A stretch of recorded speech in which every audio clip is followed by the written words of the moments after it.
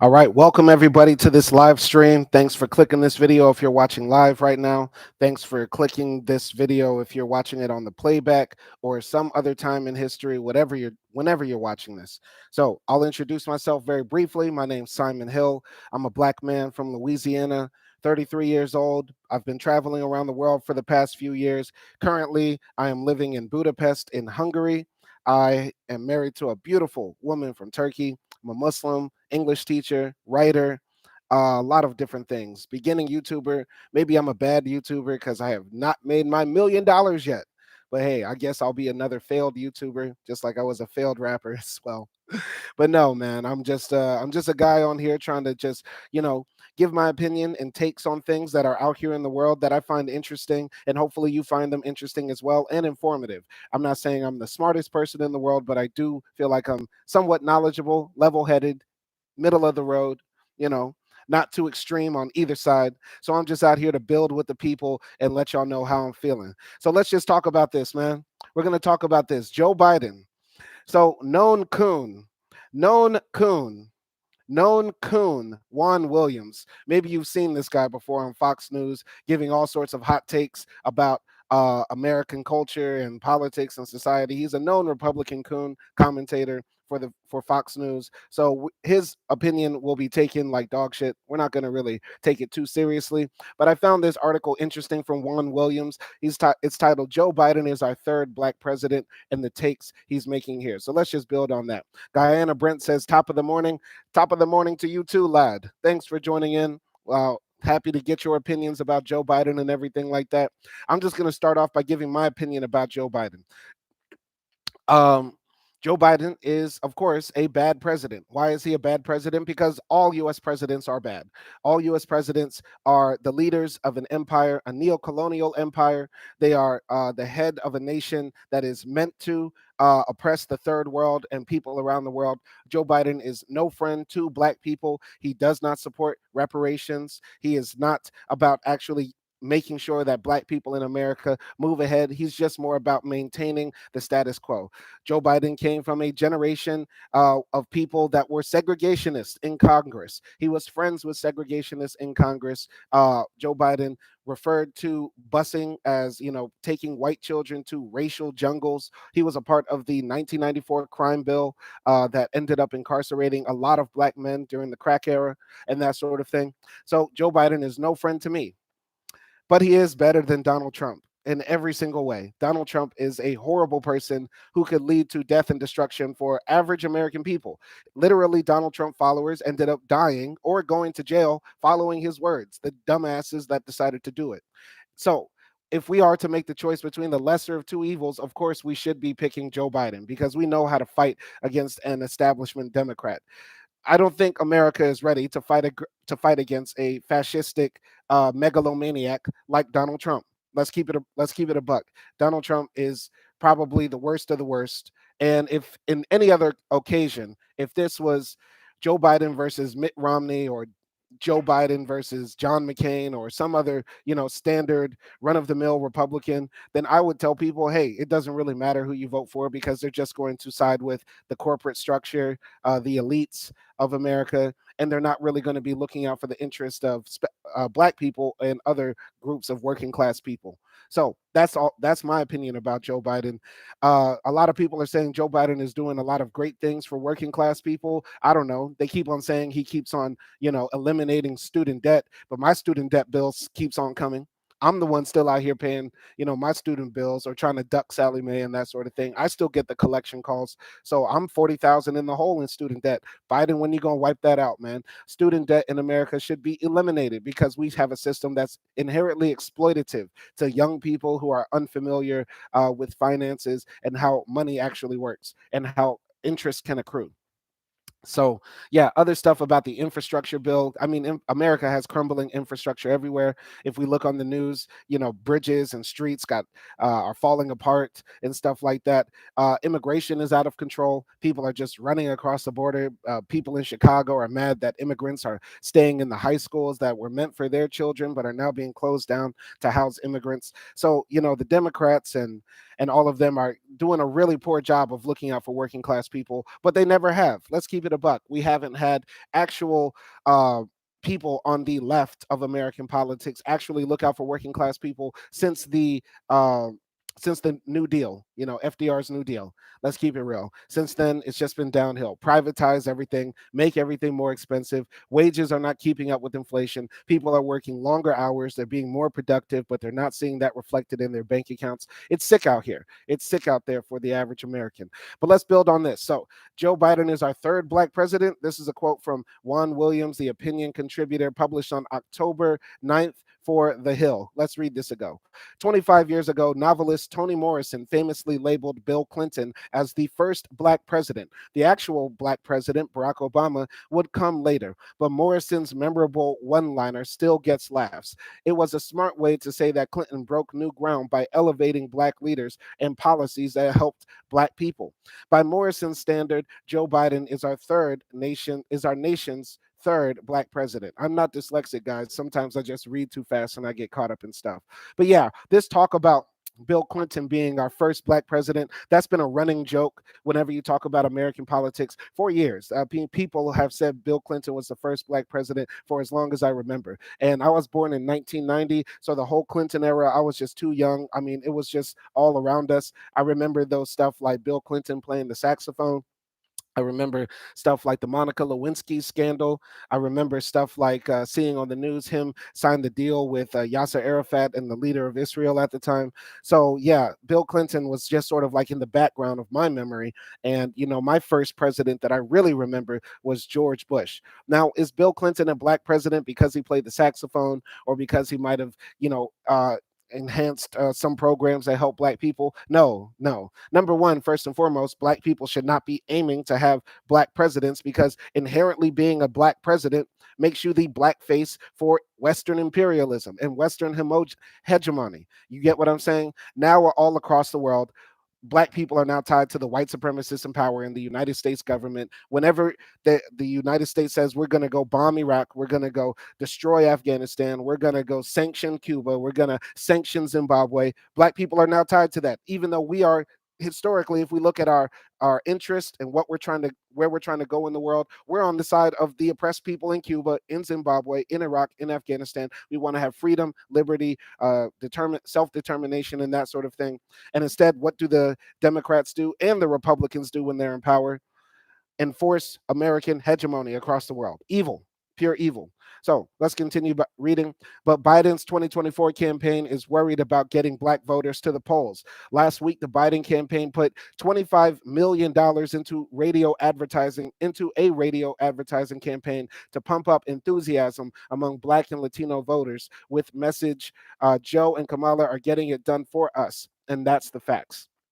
This comes after President Trump made the absurd, provably false claim to talk radio host Hugh Hewitt last month that polls show his support among blacks has gone up 4 or 5 times since he was indicted for election interference in Georgia and police took his mugshot.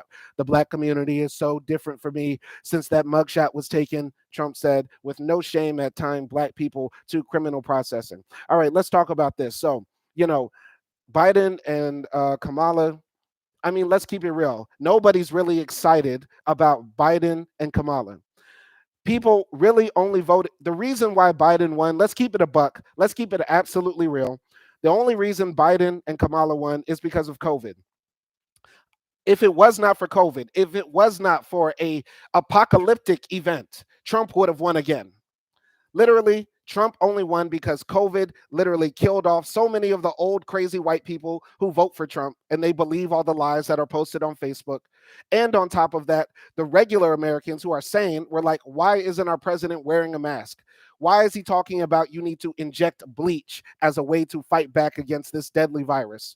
Why is this guy constantly denying science and going to war with Fauci, the head doctor in charge? You get what I'm saying? Regular people saw that Trump mishandled an apocalyptic, earth-shattering event. That was the only reason. If it was not for that, Trump would have won, hands down. COVID is the only reason Trump is back in office. And if it was not for that, Biden would not be there. Let's keep it real. Nobody's really excited for Kamala and Biden. Joe is an old, unenthusiastic, decrepit white man who's about to keel over any day. And Kamala is a horrible politician. She might be great at policy making, but she is a horrible politician. Zero personality. Nobody feels her.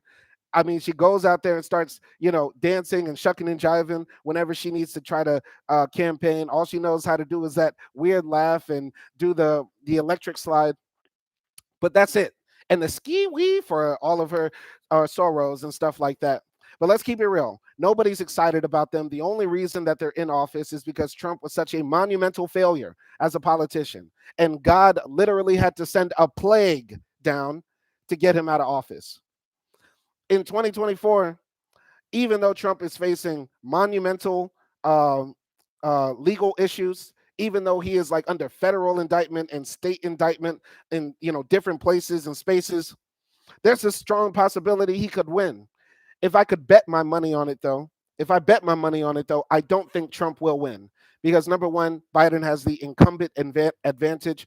Most of the time in U.S. history, the president that's in power for that first 4 years is rarely ever elected out of power. Trump is the anomaly. Usually, you have to do something very bad, or the economy has to go very bad for you to be kicked out of office. That's just a historical fact. You can look that up. I think Biden still has the advantage because in other metrics, the economy is doing well in general. We are not at war. When we hear about Israel and Palestine across the world and stuff like that, that sort of instability makes the incumbent look better rather than a challenger. Do you get what I'm saying? Whenever there's issues across the world, it makes the person in charge look more, stable, because in American politics, we have this idea we don't switch horses mid-ride or something like that. That's one of those old phrases that they say in US politics. And listen, guys, I'm not an expert. I'm just a guy with an opinion. But I really think Biden will win in 2024, but it will be by a slim margin. It will really depend on a few states: Michigan, Wisconsin, Pennsylvania. Florida has already gone Republican. Florida is off the table, but Georgia was a surprise win state, and I didn't expect that coming in the last election in 2020, right? I didn't expect that coming. Maybe Georgia could flip this. Georgia is a battleground state as well. It just turned blue, but could it stay blue for the next cycle? We don't know. We don't know. There's a lot of voter suppression happening around the country. If you don't know what voter suppression is, that's when the conservative, right wing Republicans in many states in the deep South try to make it harder for black people to vote. So I'm just going to keep it real with you. Biden most likely will win, but it will be a very hard win. And I think it also depends on what happens with Trump's legal status. Right now, Trump is the front runner, even though he's not participating in any of the debates, and the people on the stage and the Republican debates are basically just fighting amongst each other to be his vice president nominee. But let's keep it real. Let's keep it real. Trump has charisma. Trump got Riz.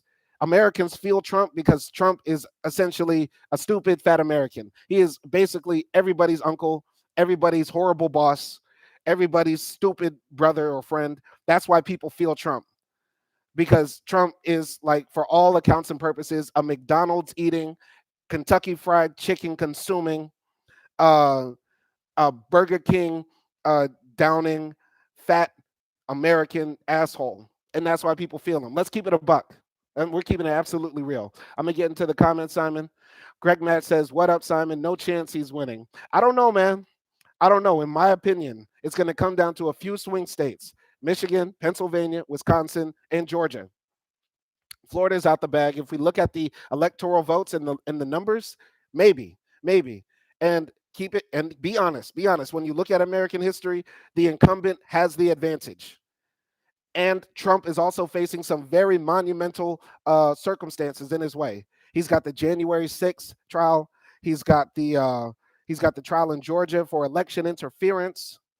Uh, Man, he's got a lot going on against him right now. He's got the Mar-a-Lago secret documents case in Florida. Trump is facing a lot of backlash. It would be amazing if he won. Not amazing as in positively. It would be amazing as in, like, how the hell did this happen? And let's keep it real. If Trump gets in power again, he's going to turn up 2 times more than what we saw. You thought January 6th was little? Man, he might go crazy. Greg Mack, a lot of black people are sitting out unless they give reparations or a black hate crime bill. Absolutely. And I'm going to keep it real with you. I'm gonna keep it real with you. We need reparations for black people. But are we going to get that with Trump? Trump explicitly said, I didn't pull up that article. I should have, because I know when I start talking about politics, everybody starts coming in and giving their hot takes. But Trump explicitly said, hell no. Hell no to reparations. Do you think Trump is going to give us our reparations? Fuck no. Fuck no. Trump is not giving reparations to black people. We know Trump is a racist. Is everybody really going to act like Trump is not a racist? Are we really going to act like Trump didn't tell black people not to live in his apartment buildings? Are we really going to act like Trump didn't say that the Central Park Five needed to get the death penalty even after they were proven innocent? Are we really going to act like Trump didn't disrespect black men who were football players in the NFL who decided to take a knee during the national anthem and call their mothers sons of bitches? Are we really just going to act like Trump is not a racist? We know Trump says hard ER. Let's keep it a buck. Let's keep it a buck. Trump has called somebody hard ER in his life, and I'm surprised nobody's come out with it. Let's keep it real. Trump is a hard ER dropping motherfucker. We're keeping it absolutely real on this channel. We know how to get black Americans one day. I truly believe we'll get reparations for slavery and for Jim Crow and all the other abuses that have happened to us up until this day. We will get reparations for it. I truly believe that in our hearts. But we will not get that siding with the people who want to make it harder for us to vote, who want to dominate us in blatant white supremacy. The Republicans and the conservatives are not on our side. And honestly, sitting out the vote is not the way to make that happen. People make this assumption like, okay, if black people just stop voting, people will pay attention to our concerns. That's not how elections work. That's not how elections work, guys. Number one, politicians pay attention to the people that give them money. So if black Americans really wanted to get reparations, I think we should form a PAC and a political action committee. We should all put our money together and try to buy some politicians the same way the small hats do, the same way every other lobbying group does. We have to lobby our politicians. And no, I'm not talking about the congressional black caucus full of boule niggas. Let's keep it real. We need to put our money together to actually try to buy some politicians or run ourselves. You get what I'm saying? But sitting out the process is not how you win elections or get the policies you want. And it's not a real thing because only a few of y'all niggas are on code enough to do that. Only a few of y'all, a small minority of black people, are actually going to sit out the vote because of ideological reasons. Let's keep it real. It's a tradition in our culture to vote. Black Americans have some of the highest rates of voting in the country. Let's get to the comments real quick. So Greg Mack says you're not getting it with Biden, so they're just going to let whoever wins the Democratic Party needs the black vote. Absolutely, the Democrats need the black vote because more and more white Americans are going to the conservative side and they're becoming Republicans and they're, seeing their way of life fade away and they're upset about all the things they see on Fox News, so they're going to the far right. Absolutely, the Democrats need the black vote. And they will get the black vote if they do exactly what we ask of them to do. But let's keep it real. Only a few black Americans are really, really talking about reparations. This is the conversation that's happening online. Let's keep it absolutely real. If you were to go down to the barber shop, if you were to go down and talk with your homeboys or your granny, your auntie, uncle, ain't nobody talking about reparations. Everybody's talking about how everything is so expensive, how their medical bills are out of control, how nobody can afford the insurance on their car. We're talking about real, kitchen table stuff as they talk about. You get what I'm saying? Nobody's talking about reparations except online. I'm not saying that it's not an important thing. We should be talking about reparations. But we have to remember our aunties, our uncles, our grandfathers, all of them come from that generation where they didn't even think it was possible a black man could be elected president. So a lot of them don't have the idea that it's possible for us to get reparations. It is possible for us to get reparations. We will fight for reparations and we should get it and we will get it. I believe that truly in my heart. But we're not going to get it by sitting it out. I just got a letter.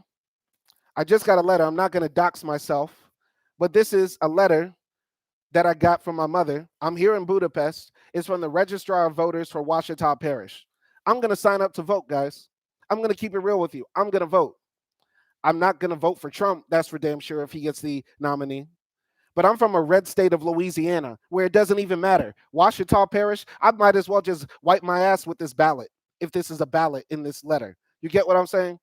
Because we live in a horrible system where the electoral college decides votes. So millions of Americans, votes don't matter just because a small minority of people in their state have a larger say. That shouldn't be right. That is absolutely not right. We need the popular vote in America. One man, one vote. Not this electoral college point system where it's like college football and it don't make no fucking sense. It's dumb. It's dumb. But we're not going to sit out elections. That's dumb as hell. We're going to demand our politicians hear our voices. I'm keeping it real with y'all. And some people don't like this talking point, but for real, our ancestors fought and died for us to have the right to vote. And I truly believe we should honor our ancestors by voting and participating. If you decide to live in America, I don't even live in America, but I'm going to vote.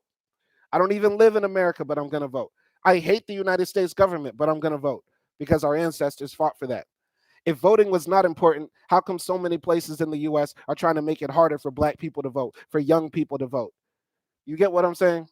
I'm just getting that all out there. But let's get to the facts here. So, but Biden's 2024 campaign is worried about getting black voters to the polls. Last week, the Biden campaign put $25 million into a radio advertising campaign to pump up enthusiasm among black and Latino voters with the message, Joe and Kamala are getting it done for us, and that's the fact. This comes after former President Trump made the absurd, provably false claim to talk radio host Hugh Hewitt last month that polls show his support among blacks has gone up 4 or 5 times since he was indicted for election interference in Georgia and police took his mugshot. The black community is so different from me since that mugshot was taken, Trump said, with no shame at tying black people to criminal processing. Like, come on, that's racist. We know this black. Come on, man. Trump is a wild racist boy. Anybody siding with Trump is crazy. It's crazy. This is an anti-Trump channel, always. we bang on white supremacy all day, and I'm so mad that I get black people or white people coming on my channel talking about why don't you like Trump or you need to be careful about Trump. Fuck Donald Trump. Fuck any old, rich, billionaire white supremacist. Fuck Donald Trump. I don't give a fuck about Donald Trump. And let's keep it real. Fuck every US president because every US president has been no friend to black people. But especially fuck Donald Trump because he was an anti black racist even before he got into office. I'm keeping it real with y'all. Y'all might think y'all saw pictures of Donald Trump hanging out with Diddy and Dennis Rodman and y'all think he's cool, or just because Raekwon said he wanted to be the black Donald Trump. Get the fuck out of here. Fuck Donald Trump. Donald Trump can suck my dick, nigga. Straight up. Anyway, I don't know if you've seen the polls. I don't know if you've seen the polls, Trump claimed. My polls with the blacks, you know he didn't say black community. Trump loves to call us the blacks, but he's not a racist, guys. The blacks. I don't know if you've seen the polls, Trump claimed. My polls with the blacks have gone up 4 and 5 times. Even if Trump's claim is false, it is true that black enthusiasm for Biden, especially young black voters, is sagging. And that concern is the reason for the advertising campaign aimed at black voters. In the ads, Biden is reminding black voters that he named the first black woman to the Supreme Court, Justice Ketanji Brown Jackson. See, that's the thing, man. That's the thing. A lot of these old white politicians think that they can get us excited about giving another black person a job. Black people are not going to be excited because you gave a very rich black woman an even more important, more powerful, more lucrative job. We don't care about that. That era of black faces in high places and everybody gets excited about it is over. That's our grandparents' generation. When they would open up the newspaper and see, oh, look at that. We got the first black heart surgeon. Oh, look at that. A black man went to outer space. See, boy, we can do anything. All that stuff is done. We don't care about that. We don't care about you making Lloyd Austin the first black man to head the Department of Defense. We don't care about that. Why don't we care? Because the Supreme Court has been inherently biased and racist towards us, and the Department of Defense enacts horrible brutality to poor people and brown people across the world. And on top of that, black people themselves in the United States are becoming more worse off economically every single year. The economic pay gap between black people and white people is getting wider and wider. The margins between those who have it and those who don't have it in America is becoming wider and wider. That's why we see all these strikes everywhere. That's why nobody wants to work. And people say nobody wants to work because they're getting money from the government. Absolutely false. Every year we cut off welfare, we cut off social safety nets. America has no social safety net. You break your leg, nigga, you on your own. Unless you got a job that's got health insurance with it, or unless you rich as fuck. I'm sorry I'm cursing so much, man. The algorithm is gonna beat me up. But hopefully I can fight it. I'll dispute it. But you know what? I'm just getting hot today because I just wanted to talk about this. All right, let's get into it. So in the ads, Biden is reminding black voters that he named the first black woman to the Supreme Court, Justice Ketanji Brown Jackson. It is not in his ads, but last week's Biden's vice president, the first black vice president, Kamala Harris, swore in a black woman, LaFonza Butler, as a U.S. senator. It is amazing to me, after 50 years of covering Washington, to see a black woman sworn in as a senator while her wife, another black woman, holds the Bible and the oath is administered by a third black woman who is Biden's vice president of the United States. Yeah, we don't care. We don't care. And if I remember right, pardon, if I remember right, LaFonza was appointed to be a senator. It's not like she won an election. She wasn't even chosen by the people. She wasn't chosen by the people, and I don't even think she lived in California, the state which she's supposed to represent as a senator. Now, while it is good to have representation, and it's not good to have our Congress look like Brazil's, which is 50% black, but then when you look at their elected representatives, it's almost all white people. Yeah, that's bad. Absolutely bad, like what it is in Brazil. And we need to have representation for our people in Congress, but our people need to be our people and not just selected pickaninnies. We don't need picked pickaninnies representing black people in Congress. That's not what we want. And we don't care how many rich black people you give them even richer jobs. Our jobs suck. Our jobs got us on YouTube at 12:25 p.m. trying to make a buck. Our jobs got us working for $15 an hour. Our jobs are trash. We don't have health insurance. We can barely pay the rent. Our car insurance is high as hell. You gave LaFonza Butler a job, great. She can go on another expensive luxury vacation when Congress is out of session for the fifth time this year. Good for her. Good for her and Ketanji Brown Jackson. But what about my auntie, my uncle, my brother, my father? Everything's getting harder for Americans. Average Americans can barely pay the bills, especially black people. We don't care. This is the thing. They keep on pointing to two or three black people they gave jobs to as if that's supposed to affect all of black America. And we're supposed to be excited about Biden. This is the thing. America's all about tricks, man. So there are now three black people serving in the Senate. Butler, Senator Cory Booker, Democrat from New Jersey, and Senator Tim Scott, Republican from South Carolina. Oh, we spit on Tim Scott, who is currently running for his party's presidential nomination, and he's going to lose. He's a gay, for anybody who doesn't know, Tim Scott is allegedly a gay closeted man who has never been married. It's so ironic. All the Republicans who are so, how can I say, morally conservative, they're in the closet. Tim Scott has definitely tapped his foot under a bathroom stall, trying to put it through a glory hole. Let's keep it a buck. Tim Scott, and there's nothing wrong with being gay, but there's something wrong with it when you're a hypocrite and you're a part of a party that is anti-LGBT. And it's also being hypocritical when you're a black man for a party that's inherently anti-black. You're a part of a party that hates black people. In South Carolina, there is voter suppression. And Tim Scott is silent about that. And then he wants to say that America is a place that's not racist. Oh, we're sick of Tim Scott. Get him out of here. Get him out the paint. In the House, there are 58 black members, including House Democrat leader Hakeem Jeffries, the first black person to serve as a top party leader in Congress. There have only ever been 3 black women in the Senate. The first, Carol Moseley Braun, Democrat from Illinois, told the story of boarding an elevator in 1993 when North Carolina Senator Jesse Helms, Republican of North Carolina. Helms had vociferously opposed the Civil Rights Act of 1964, savagely disparaged the civil rights movement, including Martin Luther King, and tried to filibuster the renewal of the Voting Rights Act in 1982. According to Moseley Braun, Helms saw me standing there and he started to sing, "I wish I was in the land of cotton." See, that's the type of white supremacy that is sick, man. How are you? And the thing is, we imagine our senators, our elected officials to be more enlightened than us, to be more intellectual than us. But no, deep down inside, a lot of them are hella racist. And let's keep it real. I'm bet if we look back in the past, Senator Jesse Helms and Joe Biden probably hugged up together. And Joe Biden is not a friend to black people. He hung out with white supremacists in Congress, made friends with people who are adamant segregationists. Joe Biden is no friend to black people. He still has a very old mentality. His mind is still like in the 1970s. Let's keep it real. All right. So I wish I was in the land of cotton, said Senator Helms, Jesse Helms. And he looked at Senator Orrin Hatch, Republican from Utah, and said, I'm going to make her cry. I'm going to sing Dixie until she cries. What a sick man. What a sick, sick man. See, this. Mm, Boy, I couldn't have been there. That's why I can't be an elected official, guys. I know you see me right now, and I look like a very handsome, respectable black man that you would obviously vote for to run for Congress. I know, but I couldn't be in Congress for 5 minutes. I'll slap the paint off a white supremacist talking about, I wish I was in the land of cotton. I couldn't do it.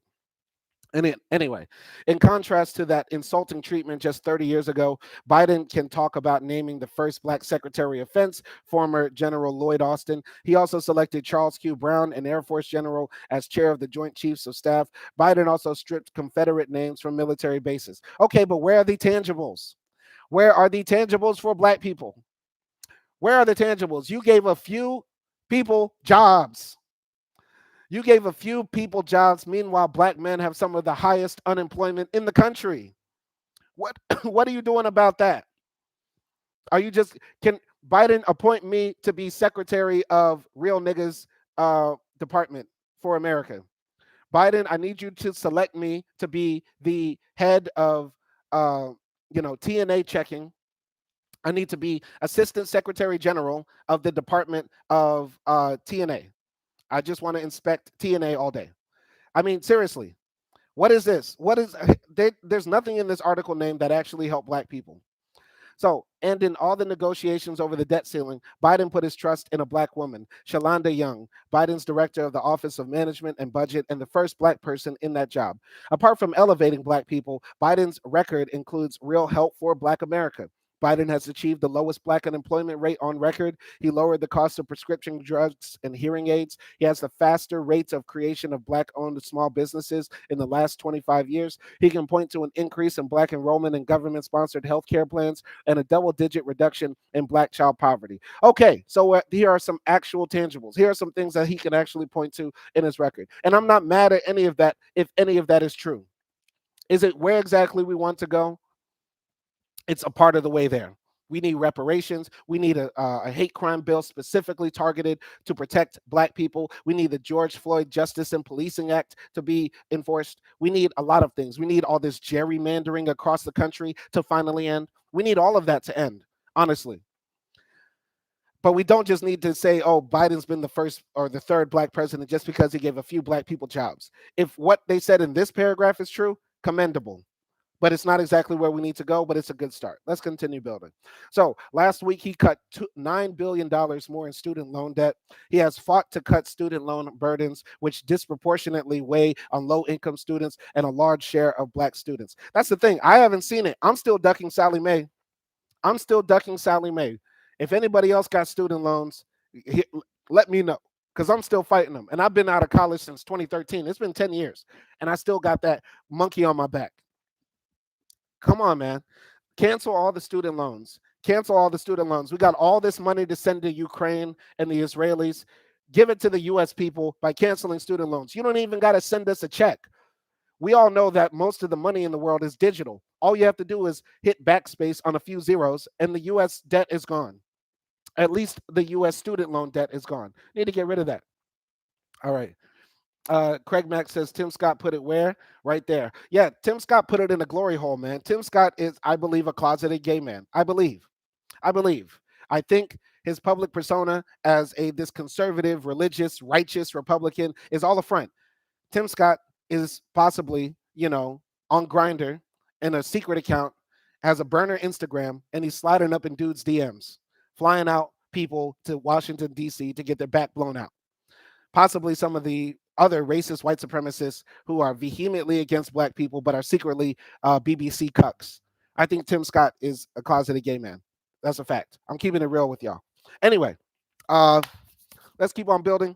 Biden failed to get past GOP obstruction on police reform and voter suppression, but he took on Republicans standing in the way of new laws to stop voter suppression. He bluntly asked them if they want to be on the side of Dr. King or George Wallace. Biden has lived up to the pledge he made on the night when he declared victory in the presidential election. Standing next to Harris, he told black voters, "You've always had my back and I'll have yours." Now, Biden often tells audiences they should not compare him to the almighty, but to the alternative. See, that's the thing, man. That's the reason why a lot of black people are not feeling Biden or the Democrats, because they always do this what aboutism. What if the Republicans get in power? You know that they are inherently anti-black, so just deal with us. And you know what? It's similar to like the Palestinian situation in Gaza. We're in the situation in America where we are under blatant white supremacy, and both parties are working towards maintaining the status quo, which is white supremacist and unjust for black people. And just like in Gaza, they were facing options. What are we supposed to do? We're living in an open air prison, and the only way that the world will actually realize us or notice us is to take armed struggle to the forefront. And they did that. So let's keep it real. Oh, my wife misses me. Let's keep it real. Gaza, they just started to lash out and just go by the way, like go out, like just attack.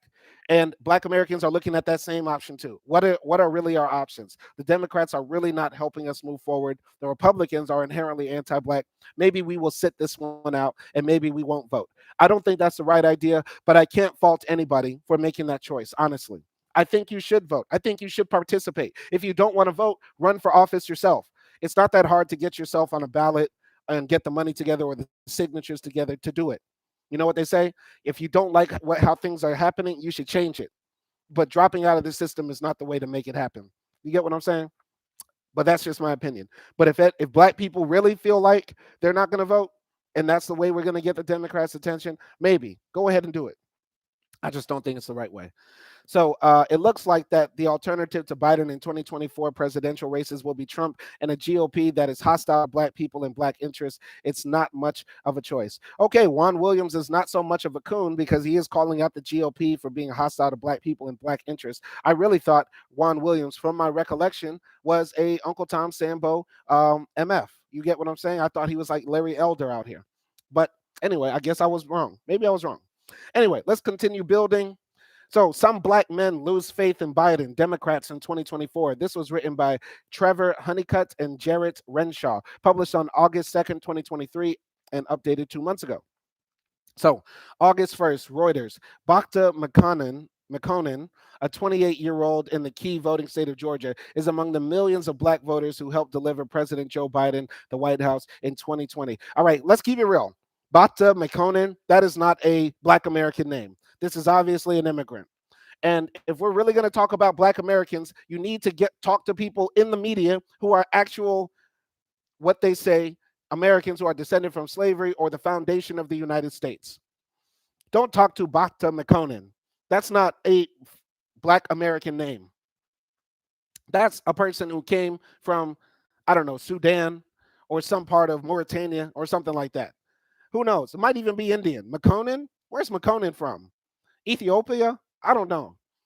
But the media needs to talk to the largest segment of black people, which are not black immigrants or black people that moved here recently. They are black Americans, black people who have been here for generations. That's who you need to talk to. Because Bachta McConan's problems and my problems, though similar due to our race, are very different and our views are different. You get what I'm saying? This man's going through immigration problems and ICE problems.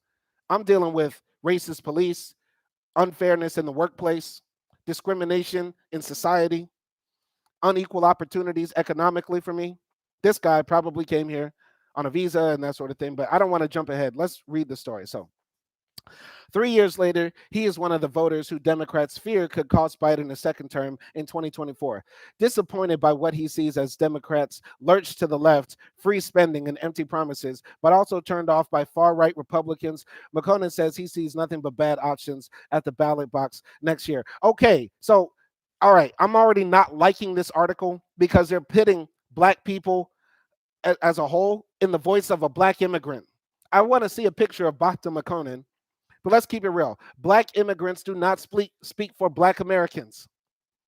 Dr. McConan, whether he was born in the US or not, has a very different perspective because, as we know, a lot of Black immigrants come in with anti Black views and they're not really committed to fighting against white supremacy because they think the white man's ice is colder, the white man's grass is greener, which is why they left their home countries to come and live amongst them.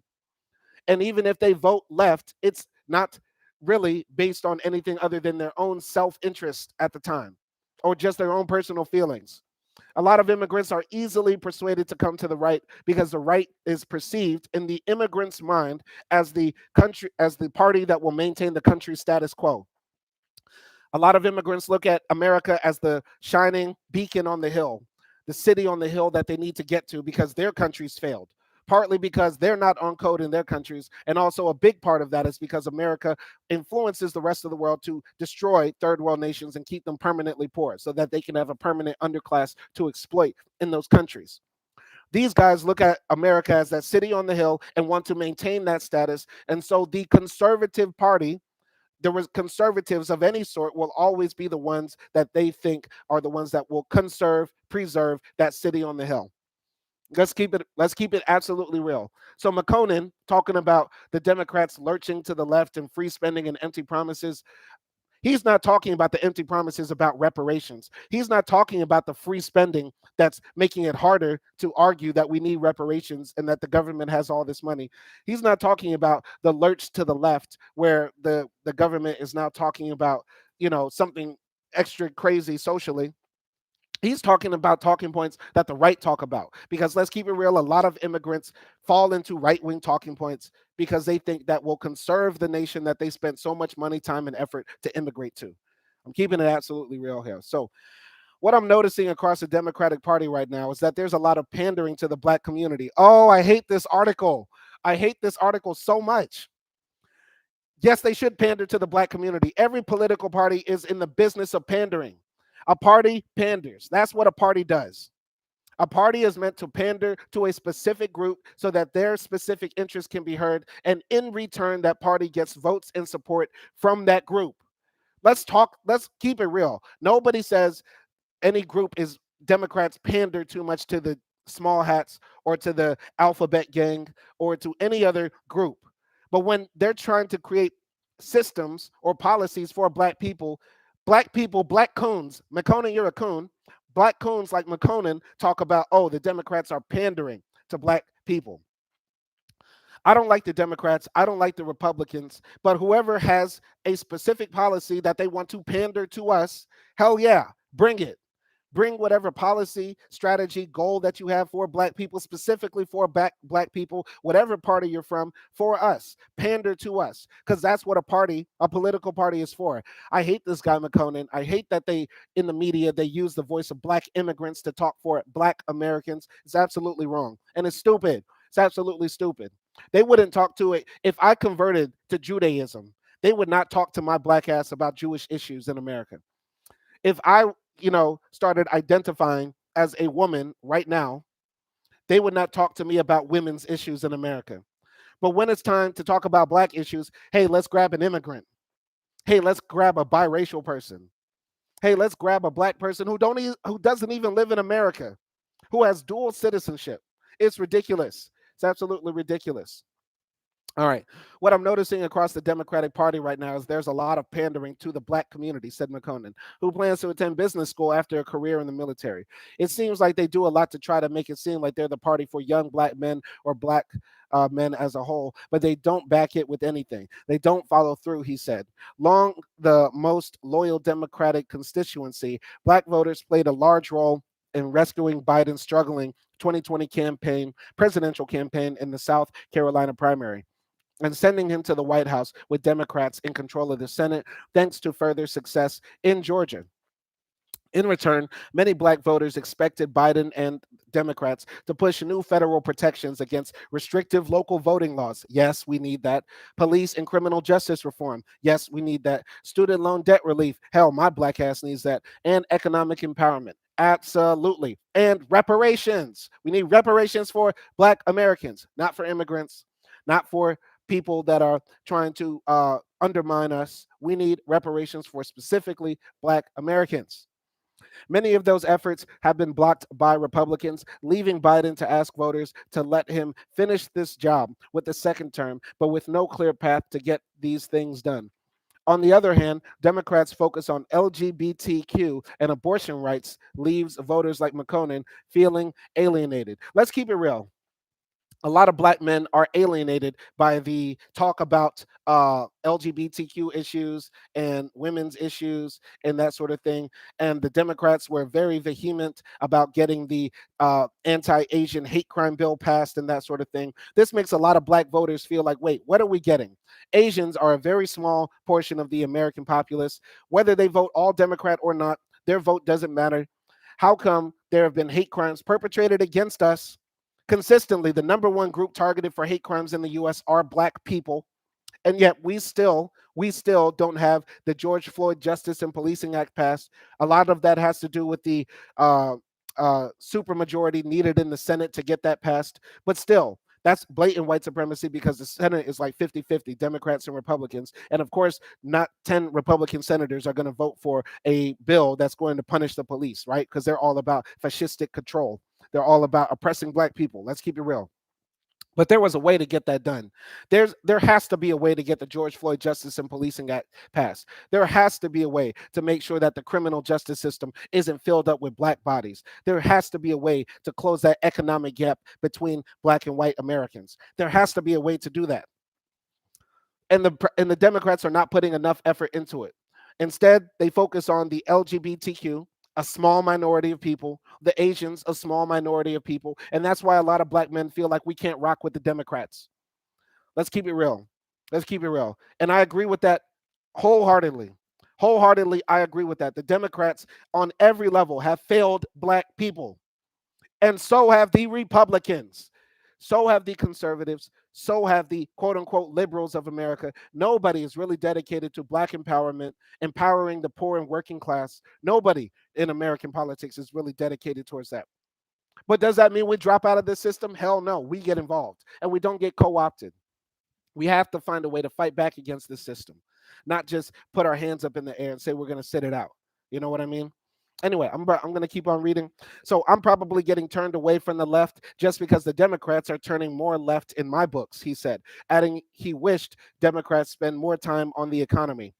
Polls and Reuters interviews show younger Black voters and Black men of all ages are losing their faith in Democrats, Biden, and perhaps even their political process just 3 years after the U.S.'s biggest protest for racial justice and civil rights in a generation. The vast majority of Black voters, including men, are still expected to choose Biden over a Republican. But the question for Democrats is whether disillusioned Black voters will turn out to the polls in large enough numbers in crucial cities, from Philadelphia to Atlanta, Milwaukee, and Detroit, to keep Biden in the White House. Democrats need to understand that there is a growing population, especially with Black men, who are reaching the point of being fed up with always being pushed over and looked over, said Leland Evans, 33, a political campaign manager who was running as a write-in candidate for Nashville City Council. Democrats' failure to secure widespread student loan relief or legalize marijuana has been disappointing, Evans said, adding that Republicans' more aggressive approach when they have power means they are actually getting things done. Turnout drops. Self identified Black Americans make up 14.2% of the U.S. population, or 42.7 million people, a 30% jump from 2000, Pew Research shows. These Americans are 5 years younger than the population as a whole, with an average age of 33. Oh, look at that. I'm the average age of the average Black American. Look at that. I knew I'm a part of a special generation. All right. And Democrats earning their loyalty is crucial for the party to keep winning in Pennsylvania, Michigan, and Georgia, and to recapture districts in the South in the future. Instead, the opposition is happening. Pardon. Instead, the opposite is happening. Black voter turnout drops by nearly 10 percentage points from 51.7% in the 2018 midterm elections to 42% in 2022, according to a Washington Post analysis of the U.S. Census Bureau's survey released earlier this year. White voter turnout slipped by only 1.5 points to 53.4%. Okay, let's keep it real. Nobody votes in the midterms. If you don't know, the midterms are the elections in between the presidential elections. It's when you vote for your mayor, usually your elected representatives for Congress, like your senators and that sort of thing. Nobody usually does that. Those voters, those voters are very dedicated, very ideological, and yeah, in America we make it very hard to vote. Voting is like on a Tuesday at from 9 a.m. to 2 p.m. You get what I'm saying? Like voting is hard. And after January 6th, and all the right wing people believe the election was stolen, a lot of places are going to make it even harder to vote. They're only going to have same day voting. They're going to get rid of mail in votes or early voting and that sort of stuff. The stuff that tries to make it easier for people to vote is going to start closing and closing more and more. Let's keep it real. Black people not being involved in the midterm elections, I think, is not such a big problem for the Democrats, in my opinion, because number one, these things have very low turnout, and on top of that, in 2022. People were struggling financially. The country is going through like rapid inflation and stuff like that. So people were just trying to keep food on the table and not worrying about voting so much. I don't think they need to worry about this so much, but the sentiment is actually real that black men are not rocking with the Democrats as much. Let's take a look at this poll right here. So, fewer black voters in past elections spell worry for Biden 2024 bid. Black voters have participated in U.S. presidential elections at higher rates than the national average for over 2 decades. But a drop off in 2022 voting and ho hum approval for Biden could be trouble for Democrats. Here are the presidential elections: 80% of voting age U.S. citizens. So the national average for voting is 60, which is actually sad. It should be higher than that. In other countries, they have mandatory voting, and I actually do believe we need to have that. So, so the national average at different years. So in 1988, here is the poll of black men voting in presidential elections: 40% in 1988, around 60% in, let's say, 1994, 1992, pardon, 1996. Wow, black men voted at around 45%. 2000, yeah, black men voted around 55%. 2004, black men voted at exactly 60%, above the national average. Okay, I think we were rocking with John Kerry pretty hard. In the Obama era, black men voted well above the national average. The national average then was around 58%. Black men voted at around 63%. 2012, black men have voted way above the national average again. I think around 65%, if not 70%. And the national average for voting in 2012 was around, wow, 55%. Interesting. Voted above average in the national election in 2016. And yeah, we voted close to 60%. And yeah, in 2020, black men voted way above the national average at 63%. Very interesting data. And the midterm elections, it's much lower. It's much lower. All right, as we can see here. As we can see here. But I think even during the Obama years, everybody was excited about Obama and everybody came out to vote. Everybody came out to vote. Um, Kwame AD said, I think you need to form an independent ticket, run to create a real black issue agenda. I don't think they can make you a wolf in sheep's clothing. Yeah. I don't know if you're talking about me individually or if we're talking about as a strategy for black people. Because I think that is actually a very good strategy, Kwame Edie. If we decide to run independent candidates who are neither Democrats or Republicans, and we pull our money together in a political action committee and start running candidates in local elections for like the school board, the mayor, district attorney, judges, that sort of thing, we can actually change the system and get our voices heard. But dropping out the system is not the way. Dropping out the system is absolutely not the way. No, not me, Edie, because I'll keep it real with you guys. I don't plan on living in America. I don't plan on living in America. I do plan on voting. I got my letter in the mail. Shout out to Mama Simon Hill.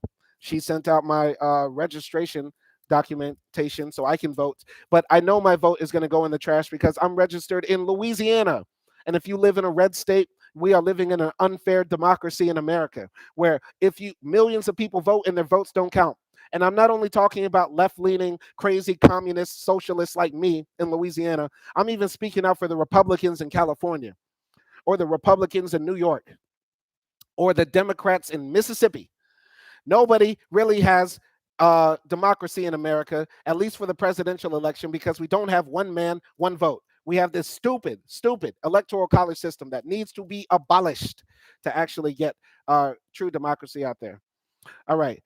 Black voter turnout was down across the country in 2022. We saw it in the polls, the surveys, the exit polls, in every way you could measure it, said Michael McDonald, a politics professor at University of Florida. Some Democrats have also been disturbed by recent polls showing that some black voters are defecting to Republicans. 1 in 5 black people under the age of 50 voted Republican in the 2022 midterms, roughly double the number of their elders, according to a previously unreported analysis of exit polling data by Hit Strategies, a public opinion research firm aligned with Democrats that routinely surveys Black Americans. Black men and women under the age of 50 voted Republican in similar numbers, the poll showed. I think a lot of Black people are voting Republican because they are very ideologically driven, and a lot of Black people, unfortunately, are falling into the Candace Owens trap of believing things like the party switch didn't happen. The true party for liberation and freedom of black people in America historically has been the Republicans and stuff like that. A lot of people are falling into right wing propaganda because the right spends a lot of money online giving it to people to spread talking points like George Floyd died of fentanyl, or that black people riot and it's not changing anything, or all the other talking points talking about the Republicans are actually the party that's about getting black people their true freedom, because they're about lifting government restrictions and all the stuff that the right wing talks about welfare, destroy the black home and the black family, and black people just need to get married and stay together and have families, and that will save everything. All the talking points put out there by Glenn Lowry and Thomas Sowell and Candace Owens and oh god, all the right wing grifters. The right wing for black people has been targeted over the last few years. There's been a targeted effort of propaganda against the black mind to get black people to switch to the Republicans. And the people that are bought into that bait have been fooled, and they're in it, and now they're very ideologically driven. Those black people that vote for Republicans are very ideologically driven. And, you know, it's a shame that on the left, we don't have that same sort of funding. I could be here all day speaking up against anti black racism, white supremacy, and that sort of thing. And I'll never make as much money. I will never make as much money talking about truth, justice, equality for black people and all people around the world than if I was on here saying, hey, everybody, if we all just work hard and pull ourselves up by our bootstraps and just ignore racism or admit that racism doesn't exist. If I were to say that, I would have a million white people on my channel, a bunch of stupid black people on my channel saying that I'm the greatest and that, yeah, black people need to wake up. I would be super rich. I would be absolutely rich if I became a coon. If I became a coon and started talking about all the stuff that the right wing talks about, how they talk about black people, and all I did was get on YouTube all day and bash black people and say racism is not a problem, global white supremacy doesn't exist, and we need to all vote Republican, I would be super rich. Because not only am I very handsome, I'm also somewhat intelligent, and I could make those arguments very easily. But it's bad arguments and it's not true. But being on the left is not lucrative. I'll probably be poor all my life. I've made peace with the fact that I'll be a poor person, but at least I can go to heaven or hell and know that I did what I thought was right in this world. I'm gonna get to the comments real quick. Kwame Eddie says and that we need young bright minds, and I live in Africa. All right, Kwame. All right, that's dope. I mean, listen, I just don't feel safe in America, honestly. I have no problems going back to America. I'm not a criminal. I'm not a felon. I'm not some guy with a crazy past. I'm not wanted by the police. I don't have a warrant out for my arrest or anything like that. I'm cool. I went back to America in COVID times and everything was straight. I just don't want to. I think America is highly dangerous. America's very unfair. America doesn't offer social safety nets or walkable cities like what we have in Europe over here. I'm here in Budapest, Hungary. I can make it almost anywhere in the city using public transit that's relatively affordable and clean and easy to access. I don't have to worry about walking in the park like I do most nights at 12 or 1 a.m. and people robbing me or shooting me and stuff like that. America's wild dangerous. There are too many guns in America and I don't feel safe. I want to stay alive for my wife, my children, and that sort of thing. I can't live in a society that's that inherently violent. I'm keeping it real with y'all. So let's continue reading. Republican Donald Trump's 12% share of the black vote in 2020 was 4 percentage points higher than it was in 2016, according to exit polls by Edison Research. Okay, Reuters Ipsos poll conducted July 11th to the 17th found 18% of Black Americans would pick Trump over Biden in a hypothetical matchup, compared to 46% who favored Biden, including about 1 in 4 Black men compared to about 1 in 7 Black women. Compared with Black women, Black men were more likely to say they would back a presidential candidate that supported abortion restrictions and increased police funding to fight crime. So, economic gains. Democrats are favored by Black voters who value abortion rights, voting rights, in opposition to racism, says Terrence Woodbury, chief executive officer at Hit Strategies. But that margin shrinks when it comes to managing the country, managing the when you get to economic issues, economic security, inflation, job security, those 50 and 60-point gaps begin to shrink to near parity, where you have young Black folks saying that Republicans are almost as good for them on the economy as Democrats are. Let's keep it real, man. I read some study that the stock market and the economy actually does better under Democratic presidents, and people just assume that Republicans are better with the economy because they're the openly corporatist party. Both parties are beholden to corporate interests. They all get donations from the big companies, Lockheed Martin, Google. Amazon, all the big major billion-dollar companies give money to both parties, and they're both beholden to those interests, right? They spend billions of dollars on lobbyists to make sure that certain economic industries are influencing the politicians. We know this to be true. It's just the Republicans are open about it and the Democrats lie about it. That's the only difference. But let's keep it real. The economies, if the Republicans were so good with economics, how come all the poorest states in America, all the poorest states in America are all led by Republicans? Mississippi, Louisiana, Arkansas, Kentucky, West Virginia, North Dakota, South Dakota. All of these places are places nobody wants to live. There are no jobs and everything sucks.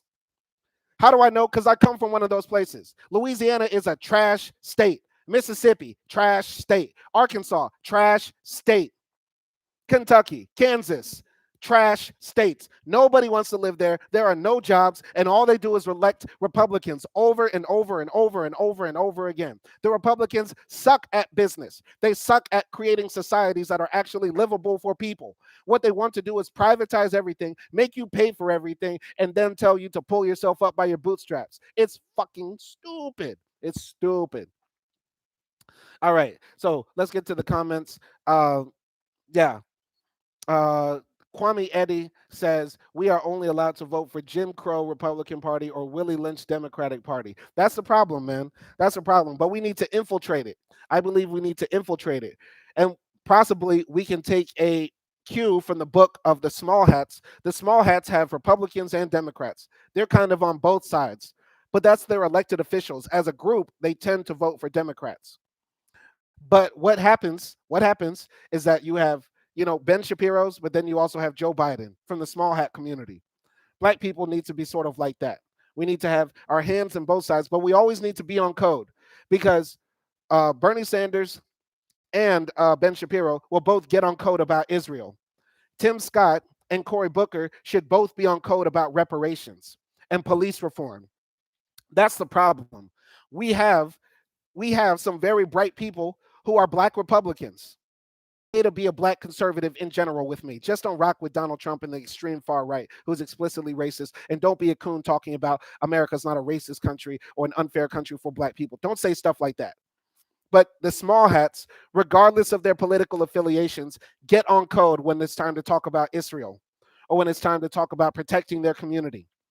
Black people, if they are Republicans or Democrats, they could agree about everything else in the world. But as long as we agree on getting reparations, ending police brutality, dismantling the criminal justice system to make it more fair, if we're on code about that, I don't care what side of the aisle you're on.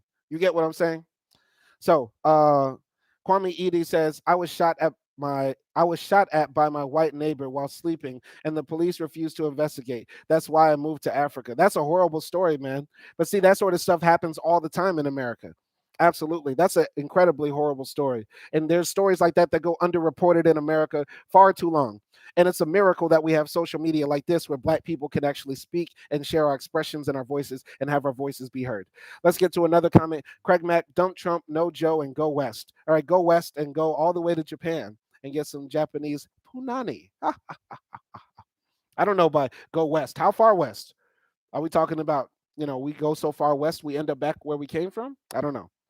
Craig Mack says, I have not been back since 2021. I was there 9 months, couldn't wait to bounce. Immigrants were living better than a lot of US citizens. Facts.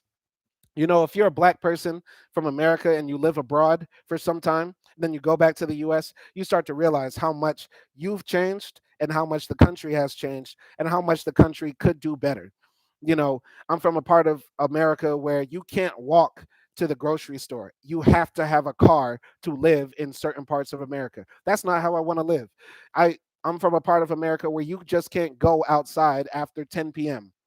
because there's a high probability you might get stopped by the police just for going for a walk, or just you might get shot at by people just for being outside at the wrong place at the wrong time.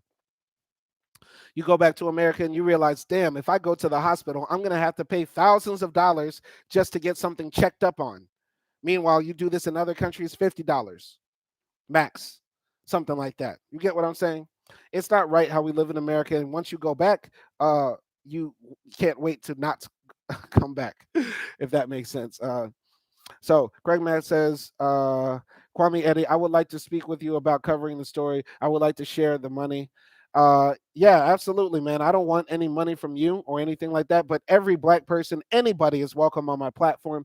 Just shoot me an email and we'll build on that. Everybody is welcome to do an interview. I'll speak to anybody on this channel. This is an open platform for black men to speak honestly and openly. Don't be scared. I don't bite. You don't have to show your face on camera if you're scared about anybody knowing your identity or anything like that. Every black person who I can verify as black is allowed to come on here and we can chop it up. So let's go to the next part. When you get to economic issues, economic insecurity, inflation, job security, those 50 and 60-point gaps begin to shrink to near parity. When you have young black folks saying that Republicans are almost as good for them as the economy as Democrats are, Woodbury said. Julian Silas, 25, a black investment research analyst from the Chicago area, said many of his friends and family are re examining their politics and questioning just how much of the loyalty of black Americans to the Democratic Party bettered their lives, particularly their economic standing. Every 4 years, Democratic candidates talk about increasing black wealth and closing the gap between black and white Americans, but nothing actually really happens, Silas said. It seems like there's things that they talk about that seem good that I can align with, like student loan debt relief or home ownership and all these different things, but maybe sometimes it doesn't feel like it's moving fast enough, Silas said. The US black unemployment rate has fallen to historic lows under Biden, but hit a 10-month high in June, driven in large part by black workers leaving the labor market. Absolutely a shame. So, black families had 4.4% of total household wealth in the first quarter of 2023. Federal Reserve data show up slightly from 4.3% at the beginning of 2020. All right. Let's get to some comments here. But as we see, the economic problems for Black Americans are always worse than it is for the rest of the country. All right. Craig Mack says Cornell West. Okay. Dump Trump, no Joe, and go West. Absolutely. Okay. I get that. Uh, I find it hard to imagine how Cornell West would manage being president, seeing how he's been so critical of the American imperial hegemony and the way the levers of power work in America. And plus, it would be funny as hell for Cornell West to sit down with like Putin at a meeting and talk about Ellie Lou Hamer and Frederick Douglass, and he just goes on and starts ranting about the eternal love of Jesus that he has and the prophetic fire. A Cornell West speech at the UN will probably be fire, but Cornell West, let's keep it a buck. Cornell West is at that age where he's rambling drunk uncle status. I'm keeping it a buck. Cornell West be going off in his interviews now, and it's not fire. It's not fire. It's like a freestyle that lasts too long. You know how you be freestyling with your homies, and the guy just keeps on rapping when he cuts off the beat, and now it's just not fire no more. Like Cornell West be like that. Cornell West back in the day used to be top 10, dead or alive, top 5, dead or alive, as comes to like spitting those facts and battling white supremacy. But now he's eh, Now I just feel like he does the interviews and he wants the attention for the check. I think he would have some good policies, and I definitely believe he would try to fight for reparations while in power. So, yeah, a vote for Cornel West might be better. I might do that. I might throw away my Louisiana vote that I have right here. I might throw away this vote and vote for Cornel West in Louisiana. But I would like to know what y'all think. Do you think voting third party in this case, if you're a leftist, is like trying to help the Republicans? Think about it. Like if you vote for, Jill Stein or Cornel West, and on the ballot is Donald Trump or Joe Biden, are you helping Trump win? You get what I'm saying? I don't know how to feel about that. I don't know. Anyway, let's keep building here. So, black families had 4.4% of total household wealth in the first quarter of 2023. Federal Reserve data show up slightly from 4.3% at the beginning of 2020. The Democratic Party has spent considerable time, money, and resources to retain and expand the black vote, including mounting registration drives in battleground states and recruiting black campaign staff. U.S. Vice President Kamala Harris, the first black person to hold that position and the highest U.S. black elected official, and Jamie Harrison, the African American chairman of the Democratic National Committee, attended this summer's Essence Festival of Culture in New Orleans and have lavished attention on historically black colleges and universities and media outlets, including black radio stations. Harris spoke on the annual NAACP gathering on Saturday. As we head into the 2024 cycle, the DNC is doubling down on our commitment to engaging black voters with meaningful and sustained investment to make sure they know how President Biden and Vice President Harris have delivered for them, said Tracy King, the DNC's Director of Outreach and Communication, in an emailed statement. For some right now, that's not enough.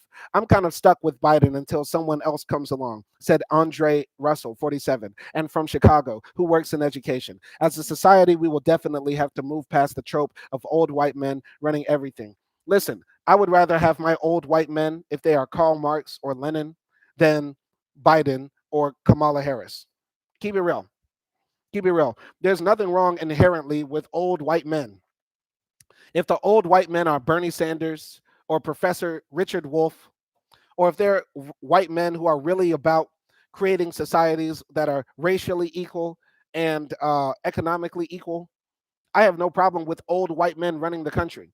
But if the old white men are like Biden, decrepit, old, and about to fall over, the old white men are like Biden, who said that he will never give reparations to black people because he never personally owned slaves and nobody alive was ever a slave. If the old white men are Trump, who called black NFL players sons of bitches, said that black men should die for a rape that they did not commit, refused to let black people live in his apartments, called black people who come from Africa shithole nations. You know, if that's what we're talking about, if we're talking about a choice between that, you know what I mean?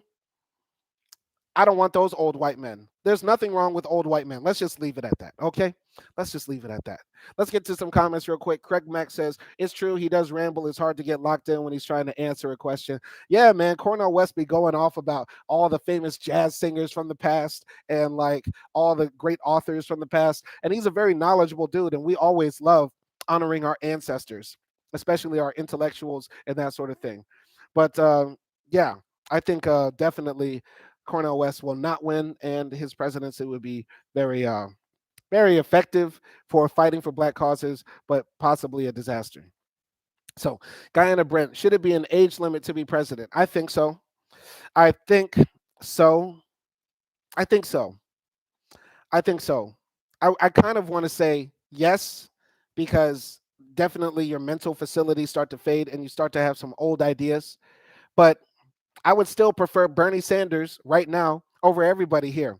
And Bernie Sanders, I think, is older than Trump and Biden combined. He's an old dude. You know, Bernie was with Marx putting down that pen, that fire. You get what I'm saying? Bernie's an old dude. But I would still prefer Bernie because his policies are much better. And me and Bernie align on more things than Biden and Trump ever will with me. You get what I'm saying? But generally, if you are old, you have old ideas, you're stuck in the past, and on top of that, you might be less likely to change. But gosh, that's a hard question. Generally, I want to say yes, though. If we had an age limit, like, I don't know, let's say 70. 70 might be the age limit. But let's say we elect somebody who's 68. Should they have to retire as soon as they reach 70, or should they serve out their whole term of the full 4 years? You get what I'm saying? I don't know. I don't know. Generally, I'll say yes, though. That's a very good question, Guyana Brent. I would love to hear what y'all have to say about that.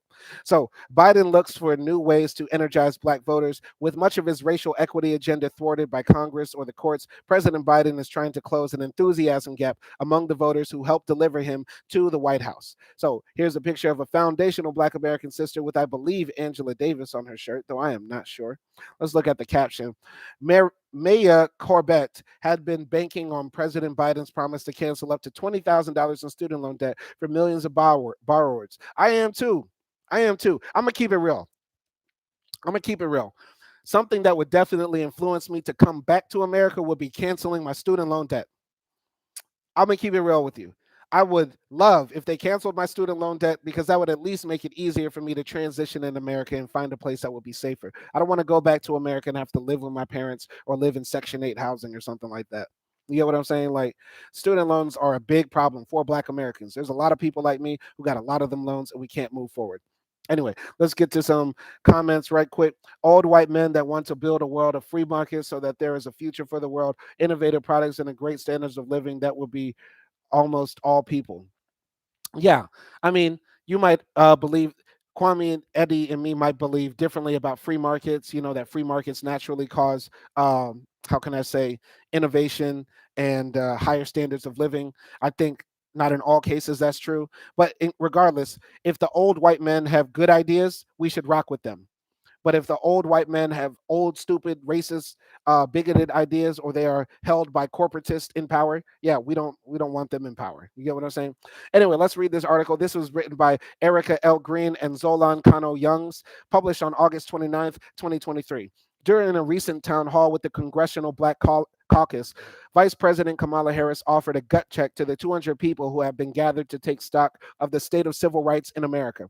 We are looking at a full-on attack on our hard-fought, hard-won freedoms, Ms. Harris told the crowd, which erupted in applause as she spoke. So much is at stake, she said, of the 2024 presidential election, including our very democracy. In 2020, President Biden picked Black voters. He would deliver a sweeping racial equity agenda that included a landmark federal voting rights bill, student loan relief, criminal justice reform, and more. 3 years later, with much of the agenda thwarted by Congress or the courts, the White House is looking for new ways to re-energize a crucial constituency that helps propel Mr. Biden to the presidency. That means describing the stakes of the election in stark terms, as Ms. Harris did over the summer in Boston, arguing that the Republican Party is trying to reverse generations of racial progress in America. But Mr. Biden is also asking voters to judge him on a series of achievements that benefit Black Americans, but that are hardly the marquee promises from the early days of his administration. In recent weeks, the Biden administration has gone out of its way to highlight its economic accomplishments, which include the lowest Black unemployment rate on record and the fastest creation of Black owned small businesses in over 25 years. It has pointed to social policy efforts such as an increased enrollment in Obamacare and closing the digital divide as examples of real impacts on the Black community. So, in an opinion essay published on Sunday in the Washington Post, marking the 60th anniversary of the March on Washington, Mr. Biden said his stewardship of the economy, a top concern among Black voters, was helping to fulfill the nation's promise of equality. The president wrote that his administration was advancing equity in everything we do, making unprecedented investments in all of America, including for Black Americans. Administration officials acknowledge that some of those advances may not immediately resonate with a population that sees its constitutional rights under assault. While polls show continued strong support for Mr. Biden among Black voters, there are growing concerns about an enthusiasm gap among the most loyal constituencies in the Democratic Party. Neera Tanden, Mr. Biden's domestic policy advisor, said the president was focused on dismantling inequalities that have been embedded for decades. I think we'll have a transformative change, Ms. Tanden said, pointing to executive order Mr. Biden signed in his first days in office, which directed federal agencies to consider racial equity when it comes to the distribution of money and benefits. But she added, it won't be something millions of people feel in a minute. For Black Americans like Maya Corbett, the promises of future benefits ring hollow. Looking at these promises that this administration has made, it's like a whirlwind, said Miss Corbett, 27. What can I grasp onto when all of these things are being taken from me? Miss Corbett, who graduated from college just months before the coronavirus pandemic brought student loan payments to a pause, had been banking on Mr. Biden's promise to cancel up to $20,000 in student loan debt for millions of borrowers. When the Supreme Court ruled in June that Mr. Biden's plan was unconstitutional, Ms. Corbett, like so many Black Americans, felt a familiar sting of disappointment. The fact that the decision came just 24 hours after the court struck down affirmative action in college admissions, a longstanding mechanism for economic and social mobility for Black people, was almost disorienting. Yeah, this is why it's important to vote. I'm going to keep it real with y'all. The Supreme Court and the court system in America has a lot of control over what happens in our country, unfortunately. And whether you like it or not, Trump got 3 Supreme Court picks, and these guys will be on there for decades, and they will continue to push America to a far right wing. If it weren't for Trump, Roe v. Wade would not be overturned. All these laws, all these cases going to the Supreme Court talking about gerrymandering would not be going there, and people would be ruling in favor of the gerrymanderers and that sort of thing. All the gun reform laws that we want to get passed aren't getting passed because of the Supreme Court. So many things in America come down to the courts, the federal courts and the Supreme Court. And guess who picks those people? The president. And as much as I really don't care about Ketanji Brown Jackson's appointment, I would rather have her ruling on a case than Clarence Thomas or Scalia or Kavanaugh or Amy Coney Barrett, whatever, Amy Barrett, all the crazy Catholics, who run the Supreme Court and are rampant in the court system are crazy. We need to get the Catholics out of the systems. Nobody's going to like me on this channel. People might think I'm anti-Palestinian, I'm anti-Israeli, and now I'm anti-Catholic, and I'm also, I'm a Muslim who hates Muslims too. Nobody likes me on this channel, and that's okay. Because like 50 Cent said, nobody likes me. But that's okay, because I don't like y'all anyway. Because I'm here to speak up for truth, justice, and equality and power, Black empowerment.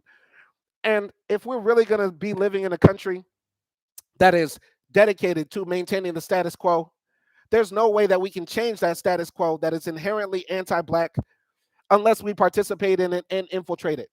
That's why we got to vote. Y'all might think I'm a coon. Y'all might think I'm an Uncle Tom. Y'all might think I'm some Sambo. Caping for the Democrats. I am not caping for the Democrats. I am not a Democrat. I am your worst nightmare. I'm an evil, communist, socialist bastard. That's what I am. And I live and die and hope to stand for truth, justice, and equality to create a society that is more equal. I will never, ever, ever in my life cape for Democrats or cape for Republicans or anybody who is anti-Black.